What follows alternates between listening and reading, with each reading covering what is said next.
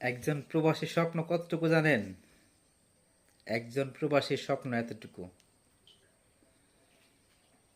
যার মাথায় বট গাছ আছে, মানে যার বাবা আছে,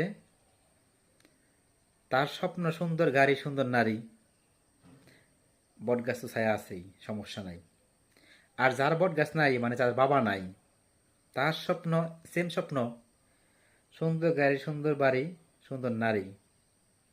তো যার বট গাছ নাই তার কঠিন পরিস্থিতি, সুন্দর বাড়িও সুন্দর গাড়িও পায়, কঠিন সুন্দর নারীও পায়, সুন্দর বাড়িও করে।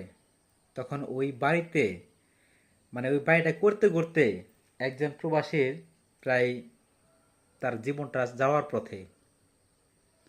সুন্দর বাড়ি করতে করতে যখন উনি সুন্দর বাড়িটা করতে পারে, ওই প্রবাসীর ওই বাড়িতে থাকার